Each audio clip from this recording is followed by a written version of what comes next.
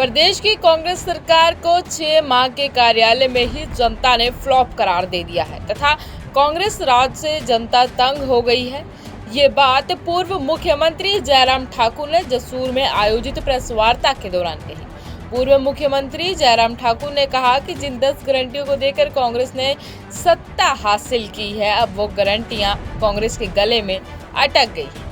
उन्होंने कहा कि मुख्यमंत्री सुखविंदर सिंह सुक्खू के सत्ताहीन होते ही भाजपा सरकार द्वारा खोले गए कार्यालयों को डिनोटिफाई कर दिया था, लेकिन खुद एक भी कार्यालय नहीं खुलवा पाई है। कांग्रेस मात्र जनता को गुमराह करके सत्ता में सुख भोग रही है। उन्होंने कहा कि प्रदेश कांग्रेस ने जिला कांगड़ा की अनदेखी की है, मात्र एक मंत्री देकर जिला कांगड़ा की अनदेखी की है। कहा कि किसानों के हित में कोई पॉलिसी नहीं बनी है, डिपुओं से सस्ता राशन गायब हो रहा है। कहा कि रोजगार तो दूर दूर तक नहीं दिख रहा है। वहीं उन्होंने कहा कि लोकसभा चुनाव के लिए भाजपा ने कमर कस ली है तथा चारों सीटों पर भाजपा की रिकॉर्ड तोड़ मतों से जीत होगी। और जनता की चिंता जिनके लिए एक स्थान हो कि कहां पर जाकर उनसे मिलना है। मैं एक और देख रहा हूं कि देश में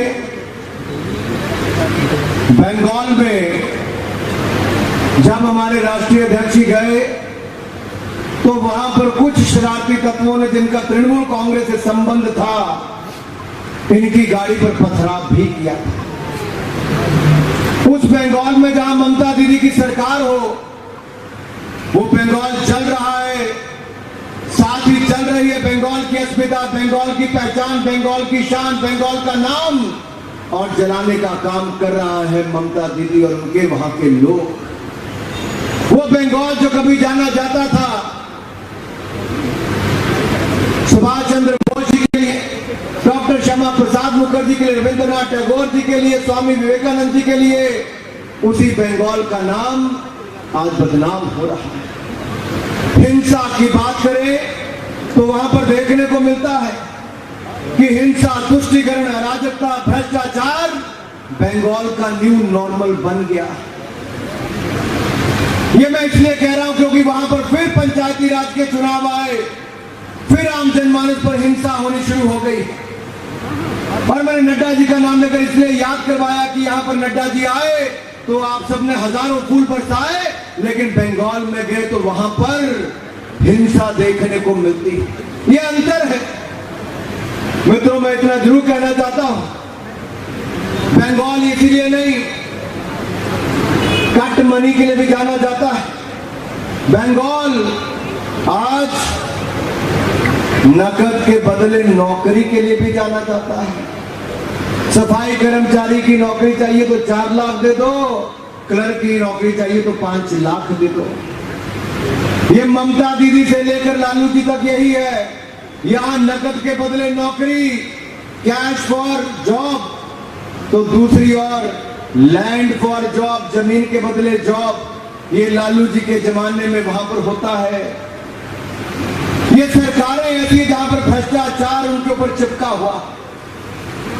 और भ्रष्टाचार की बात मैं इसलिए करता हूं, 10 साल पहले देखेंगे तो यूपीए की सरकार में एक के बाद दूसरा भ्रष्टाचार नजर आता था, लेकिन मोदी सरकार के पिछले 9 साल उठाकर देखिए, ईमानदार सरकार नजर आती है तो प्रधानमंत्री नरेंद्र मोदी के नेतृत्व। 1 रुपए के घोटाले का कोई आरोप नहीं लगा पाया, ना किसी मंत्री पर, ना किसी नेता पर, और ना ही प्रधानमंत्री पर। आज देश अपने आप को ज्यादा सुरक्षित महसूस करता है।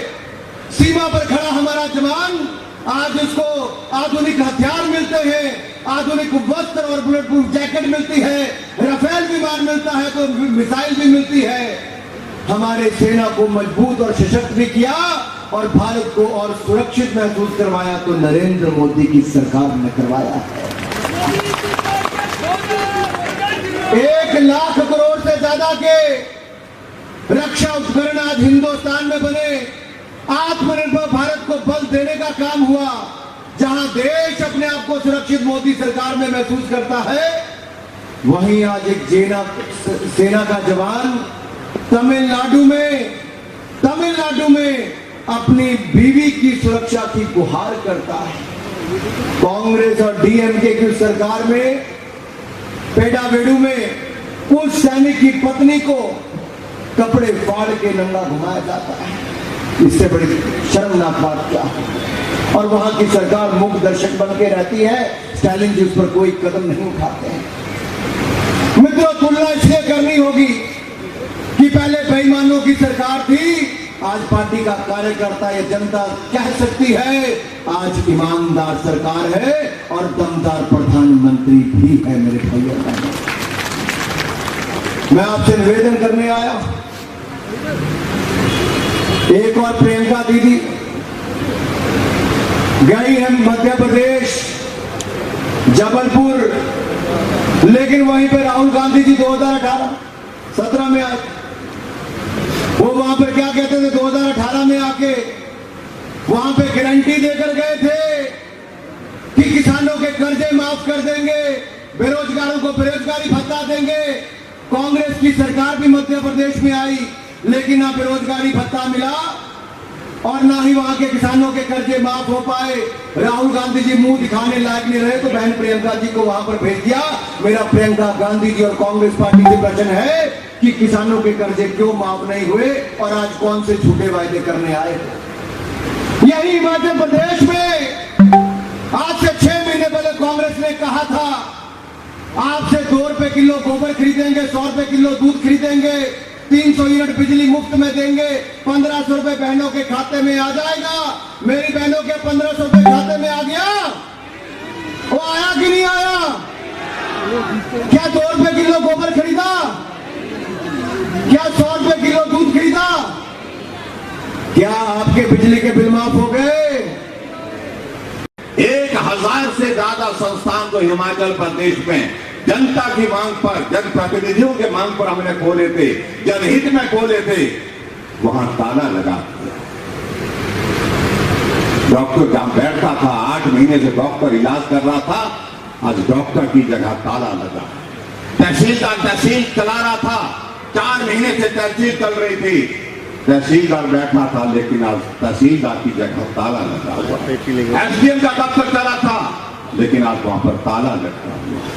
आज से पहले हिमाचल प्रदेश के इतिहास में कभी नहीं हमने देखा कि कोई सरकार सत्ता में आने के बाद विकास के रास्ते को बंद करने पर तुली है, ताला लगाने पर तुली है। आज पूरे हिमाचल प्रदेश के एक कोने से दूसरे कोने तक अगर हम देखें, हर जगह एक ही बात सुनने को मिलती है कि काम बंद है, बिल्कुल बंद है, पूरी तरह से बंद है, पूरी तरह से ठप है। यही देखने को मिल रहा है, ये हकीकत है।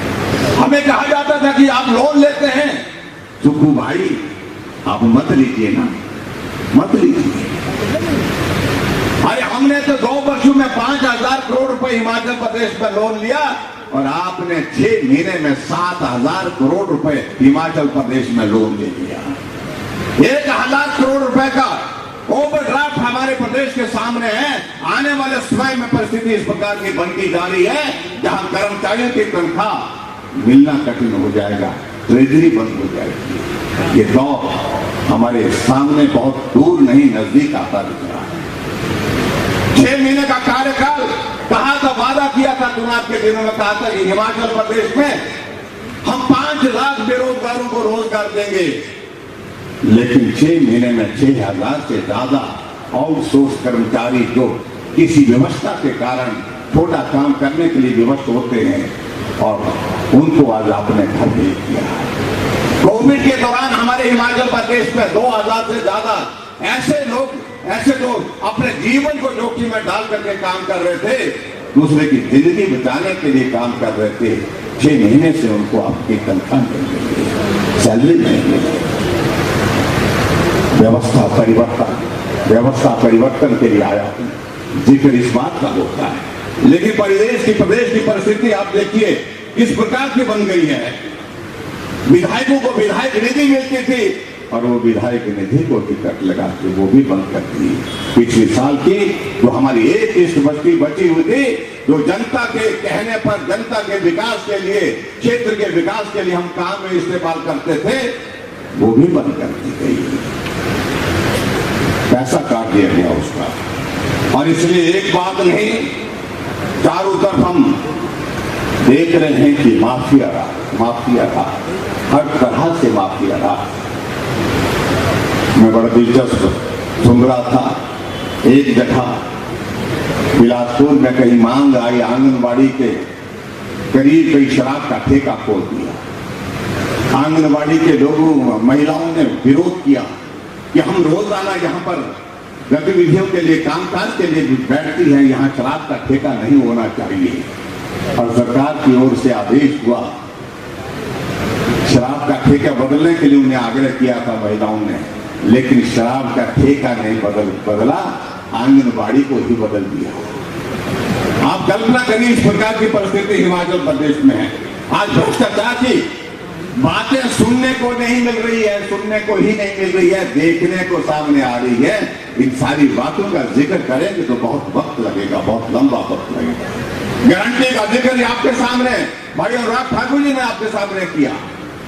कहां गई वो गारंटी जिसका जिक्र आप कहते थे कि 1 जनवरी से महिलाओं के खाते में 1500 रुपए आ गए। हिमाचल प्रदेश में हम 300 यूनिट बिजली फ्री देंगे।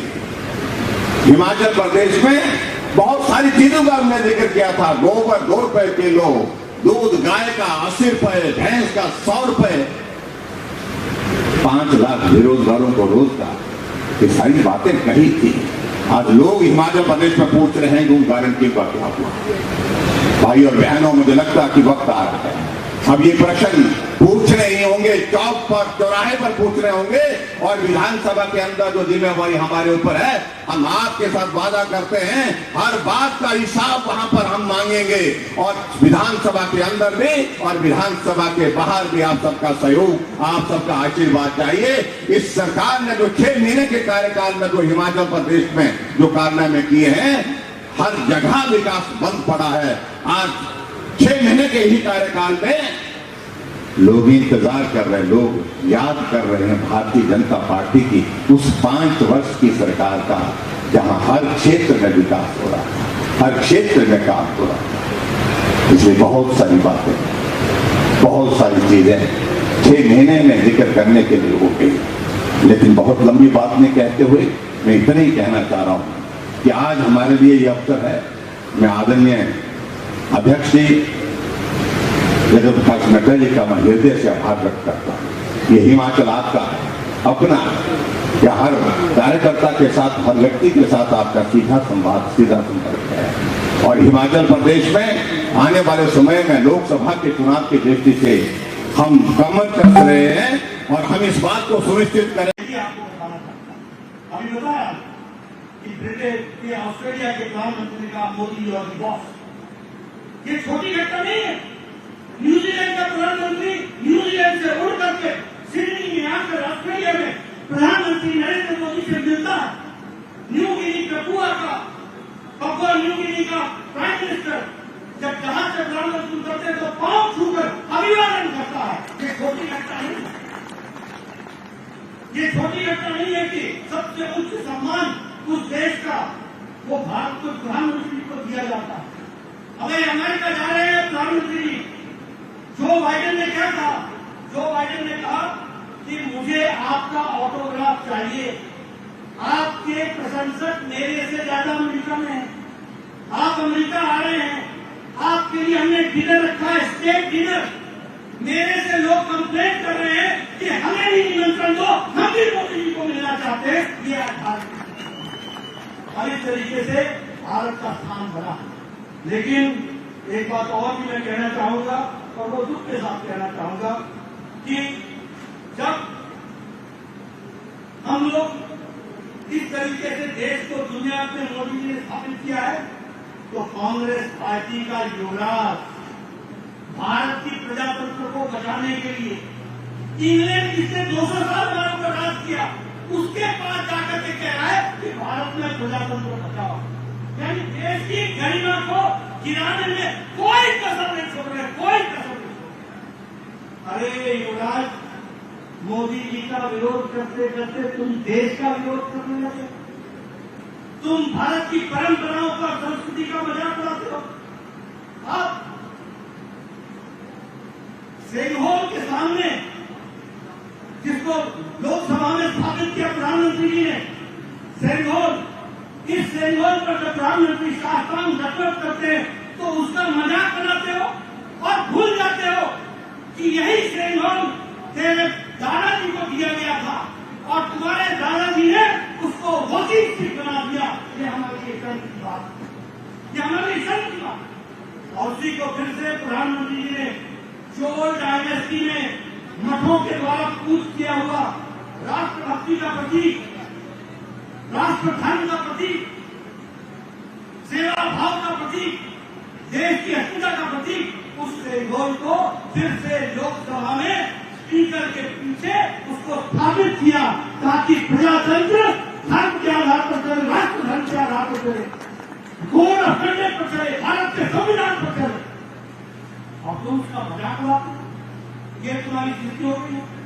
इसी तरीके से आप बोलते हो कि आप भारत छोड़ोगे, आपने तोड़ने में कसर क्या छोड़ी है, क्या कारनामे नहीं किए आपने।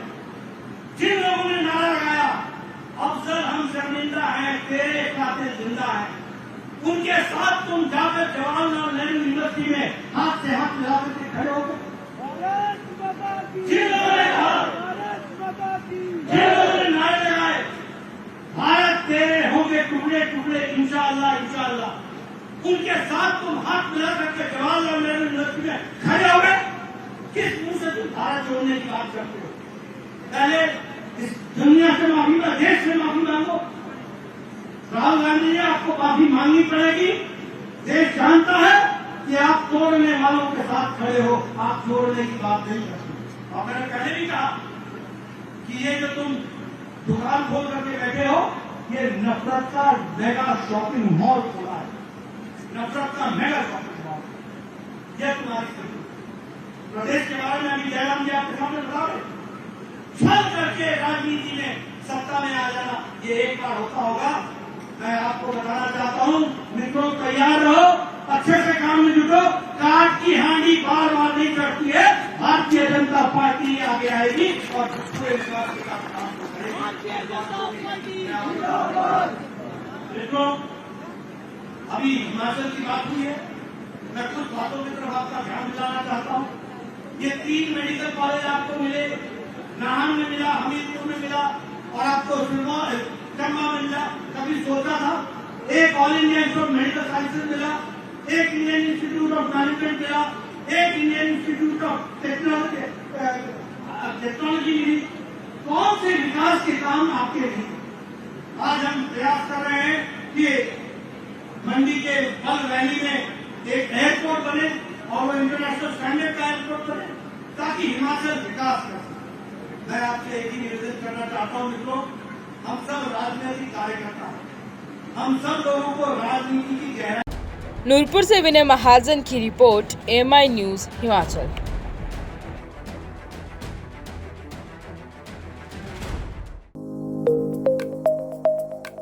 प्रभ दयाल गजाधारी ज्वेलर्स, जो है पिछले 75 सालों से आप सभी का भरोसा, आपकी खुशियों के साथ। आशापूर्णी मंदिर, पठानकोट से मनचंदा टावर, ढलोजी रोड। प्रभ दयाल गजाधारी ज्वेलर्स, जो है पिछले 75 सालों से आप सभी का भरोसा, आपकी खुशियों के साथ। आशापूर्णी मंदिर, पठानकोट से मनचंदा टावर, डलहौजी रोड। प्रभ दयाल गजाधारी ज्वेलर्स, जो है पिछले 75 सालों से आप सभी का भरोसा, आपकी खुशियों के साथ। आशापूर्णी मंदिर, पठानकोट से मनचंदा टावर, ढलोजी रोड।